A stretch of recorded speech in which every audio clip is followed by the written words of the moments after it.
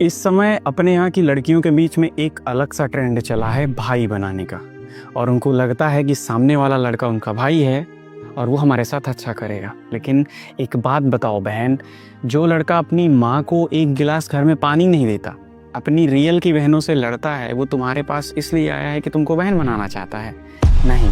और उसी के बाद कुछ दिन बाद पता चलता है कि लड़की ये कहते मिलती है कि उसने मुझसे दोस्ती करके मेरे को होटल ले गया और मेरा गलत फायदा उठाया। मैं शिवालिक शर्मा से इंस्टाग्राम पे मिली थी और वहाँ से हमारी दोस्ती हुई थी।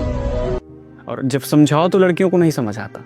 होता क्या है, अभी तौफीक नामक एक लड़का दिल्ली में एक लड़की रहती है जिसकी एज रहती है 19 साल, और आज से 3 साल पहले वो उससे मिलता है भाई बोल के कि मेरी कोई बहन नहीं है, तुम मेरी बहन बन जाओ। और वो उनसे राखी बंधवाता है, कहता था आप मेरी बहन है। 3 साल से कंटिन्यू। और अभी लगभग 15 दिन पहले वो उस लड़की के पास जाता है जिसकी एज 19 साल थी, और वो लड़का जो मुंह बोला भाई बन रहा था उसकी एज थी 35 साल, और उसके पास जाता है, शादी के लिए दबाव डालता है। कई दिन से दबाव डालना शुरू कर दिया था तो लड़की ने उससे बात करना बंद कर दिया था। और अभी जब 10 दिन पहले उसके घर जाता है, वो भी बुर्खा पहन के, जिसका नाम रहता है तौफीक, वो उसके घर जाता है। और वो जब 5वीं फ्लोर पे पानी की टंकी देखने गई थी तो वहाँ वो बुर्खा पहन के पहुंचता है 19 साल की लड़की के पास और उसके साथ जबरदस्ती करने लगता है। और जब वो 19 साल की लड़की उस 35 साल के लड़के को मना करती है तो 35 साल का लड़का जो कि उसका भाई बन रहा था उसको छत से फेंक देता है 5th फ्लोर से, और उसकी ऑन द स्पॉट डेथ हो जाती है। और वो लड़कियां 3 बहनें थी, तीनों उसको राखी बांधती थी। और अब बोलती हैं वो लड़कियां कि उसको सजा मिलनी चाहिए।